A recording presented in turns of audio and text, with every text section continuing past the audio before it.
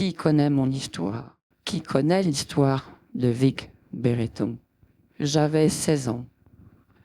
Tout me paraît si lointain et si proche à la fois. À cette époque-là, j'avais écrit une lettre au président de la République pour présenter un nouveau projet de justice. L'idée, un petit peu orgueilleuse, je le sais, mais c'était souhaitable qu'il y ait une pointe d'orgueil en moi. Mon idée était pourtant révolutionnaire. Et si elle était orgueilleuse, elle avait l'avantage de répondre à certaines interrogations de la justice. Comment réussir à savoir d'une façon formelle si un homme était un serial killer et qu'il était capable d'une récidive sur une victime jeune et innocente?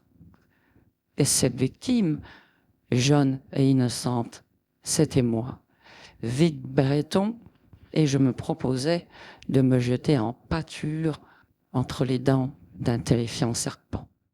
J'étais cette petite souris innocente, prête à se faire avaler par le serpent pour connaître la vérité. Mais le serpent n'est-il pas le symbole de la vérité? Le serpent de la qualité des médecins, le serpent de la connaissance, le serpent de la Bible. Le président de la République avait répondu à une de mes lettres. Le projet intéressait le président parce que la justice pataugeait dans des dossiers qui duraient 10, 15, parfois 20 ans, sans réponse absolue. Un assassin était-il un vrai assassin ou s'accusait-il de crimes qu'il n'avait pas commis? Je prétendais, et c'était mon orgueil, résoudre une enquête de police en 48 heures ou 72 heures maximum. Et pour cela, l'idée était nouvelle et pourtant simpliste.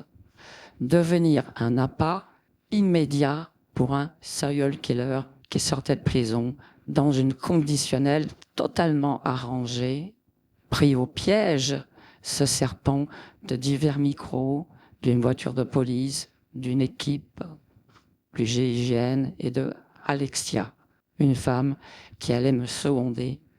Et ensemble, on allait tenter l'impossible. L'impossible était de savoir la vérité. Qui est qui? Parce que la vérité, malgré tout, existe. Mais parfois, ces gens-là arrivent à dissimuler par un voile, le voile du doute. Et parfois même le voile de la certitude pose un doute. Il y a tant de gens qui s'accusent de crimes qu'ils n'ont pas commis. Alors je vous raconte ma première enquête de police qui avait été acceptée par l'Élysée.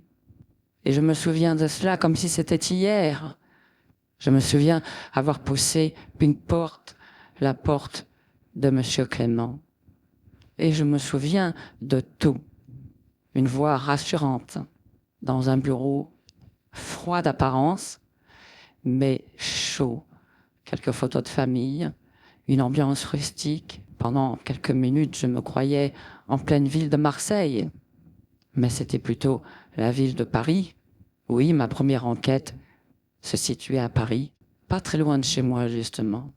Alors, laissez-moi vous raconter cette enquête de police et laissez-moi vous raconter mon histoire à partir du moment où j'ai poussé cette porte. Entrez, mademoiselle, entrez, je vous en prie. Ne restez pas sur le pas de la porte. Voilà une chaise, et j'ai une bonne nouvelle. Le président de la République a lu votre lettre. Justement, je me suis entretenu au téléphone avec lui. Et la bonne nouvelle, il a accepté votre projet, qui est un projet très particulier, tout le monde l'a reconnu, à l'Élysée, comme dans nos services de police. L'idée d'être un appât pour un tueur en série, pour finalement l'obliger en quelque sorte à redevenir un terrifiant prédateur, et puis le faire tomber dans un piège, car tout ça n'est qu'un piège. Vous avez eu une très bonne idée, surtout que le président de la République est face à un dilemme. Figurez-vous que M. Peterson, qui est français et anglais, bénéficie d'une protection de la reine d'Angleterre, qui a été salie dans la presse publique, parce qu'elle a anobli, dit-on, un assassin, un tueur en série. la reine s'est défendue dans la presse, malgré son droit de réserve. Cet acte, pour le rendre noble, a eu lieu avant les crimes qui lui sont reprochés. Quoi qu'il en soit, le président de la République, son dilemme est bien plus grand. L'avocat de M. Peterson a demandé, dans une lettre, au nom de son client, la grâce présidentielle. Comme vous le savez, mademoiselle, le président de la République, dans une certaine mesure, est le chef de la justice, le chef suprême de la justice en France, et peut, d'une simple signature, accorder sa grâce, comme le roi de France pourrait le faire, à n'importe quel détenu, y compris des crimes très très graves, s'il juge que le dossier est un dossier incomplet, peu précis, dont les éléments sont troublants, inquiétants. Parfois nous avons ce genre de dossier, et de temps en temps un président de la République prend une décision et offre sa grâce.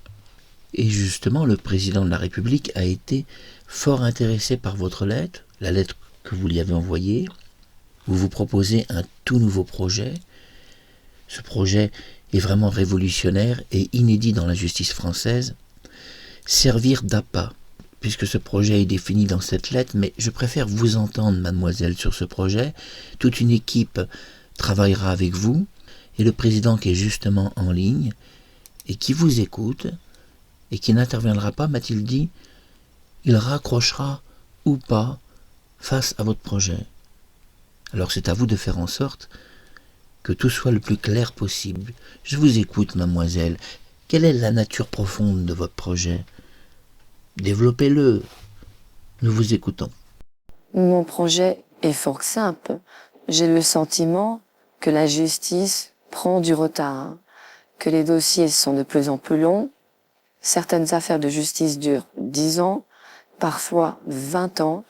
J'ai développé une idée tout à fait originale et je suis très heureuse que le président de la République s'est penché sur ma lettre et a réussi à y répondre d'une façon favorable ou pas.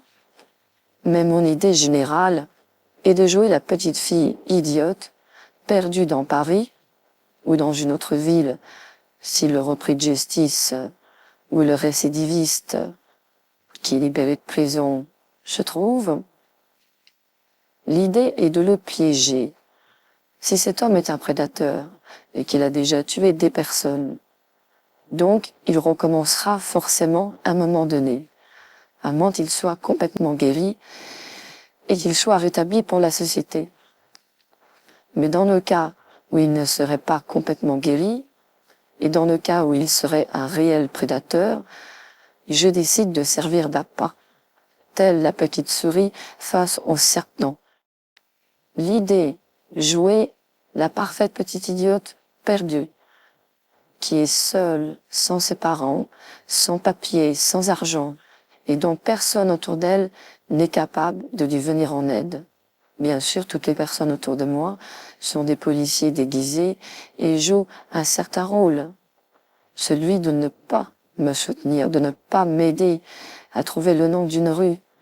Pour l'affaire de M. Peterson, le forcer en quelque sorte à s'intéresser à moi, à s'intéresser à ces petites filles perdues.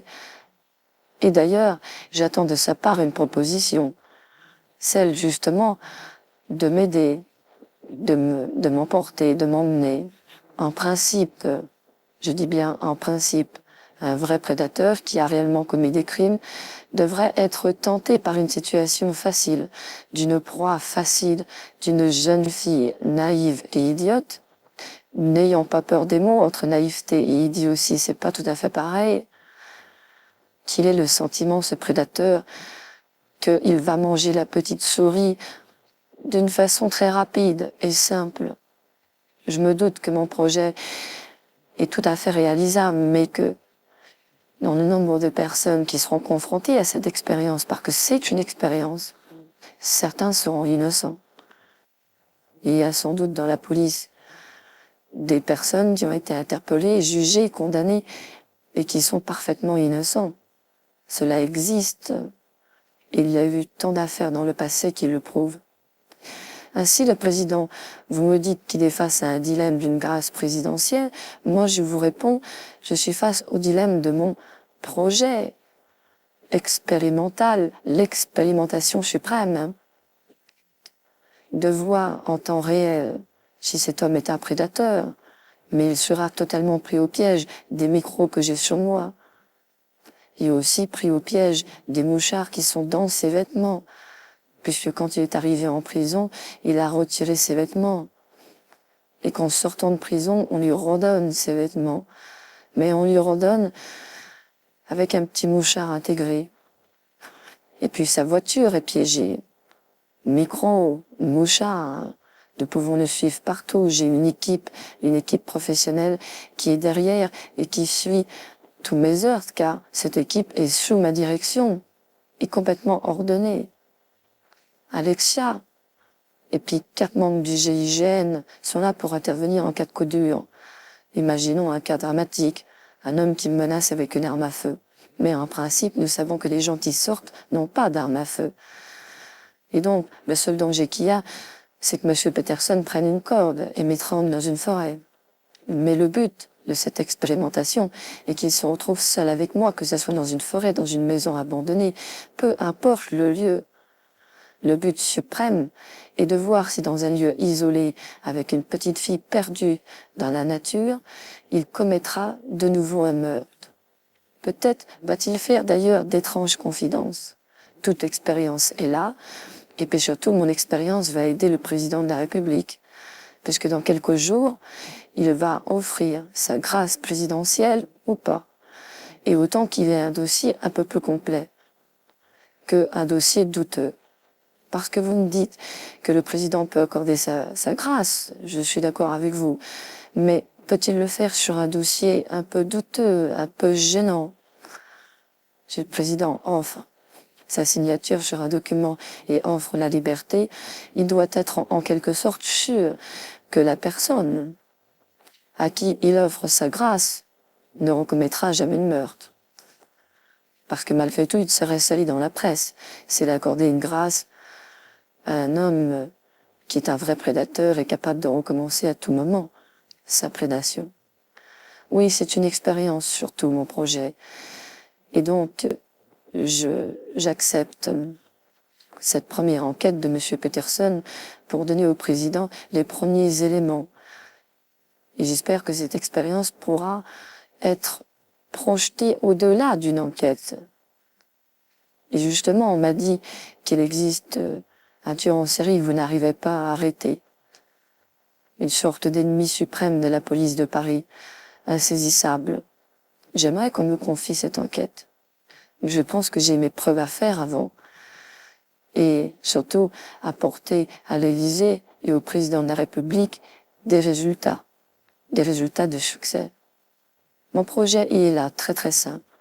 Je suis l'appât, et lui, il est l'affreux serpent, qui rêve de manger la petite souris, innocente et perdue dans Paris.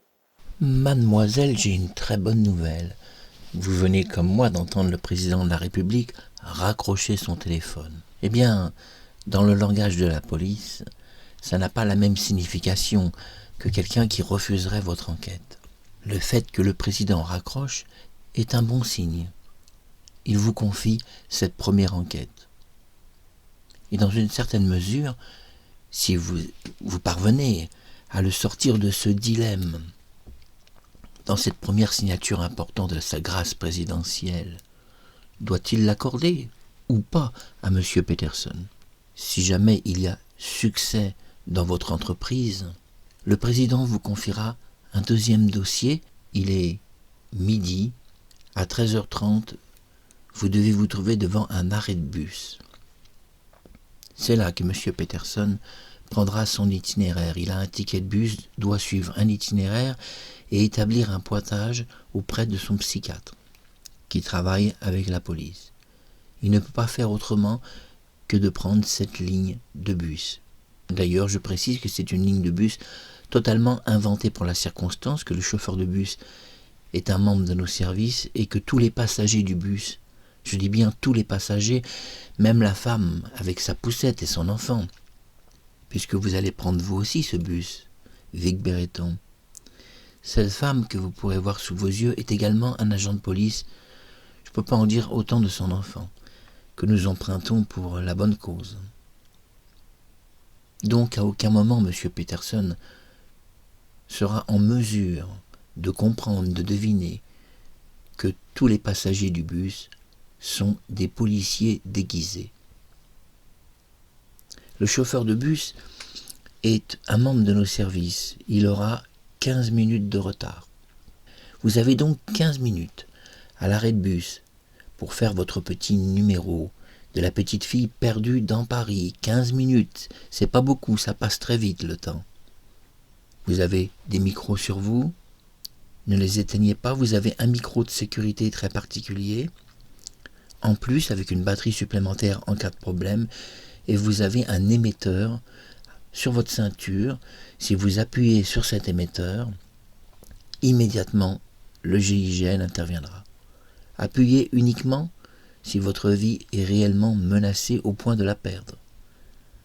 Parce que nous ne pouvons pas, auprès de M. Peterson, lui dévoiler cette expérience extraordinaire de la police et de la justice française. 15 minutes, je vous l'ai dit, c'est très peu de temps, ça passe très vite.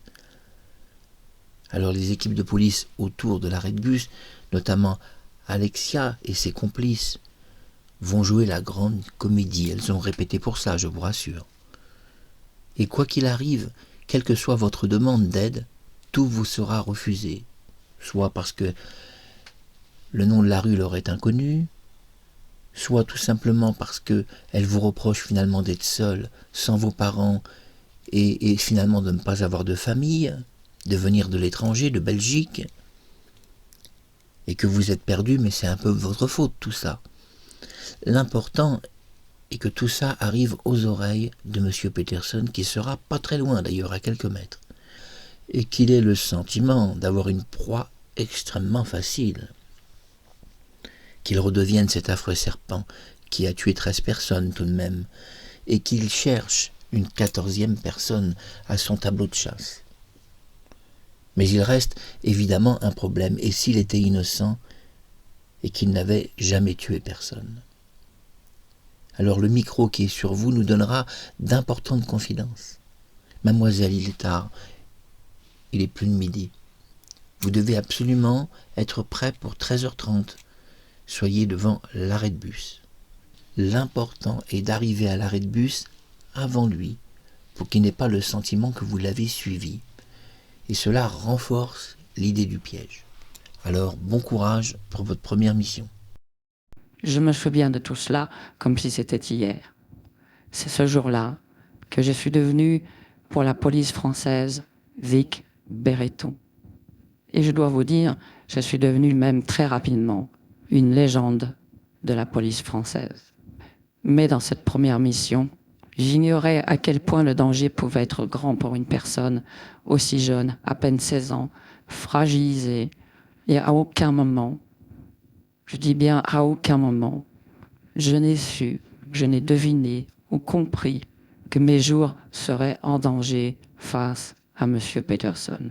Et je peux vous dire, avoir vécu l'expérience la plus terrifiante qui existe, une expérience que personne ne pourrait vivre. Et je me souviens parfaitement que ce jour-là, j'ai été très très proche de tout abandonner. Je suis Vic Béreton. Retrouvez-moi pour la suite de mes aventures et découvrez la suite de M. Peterson la prochaine fois.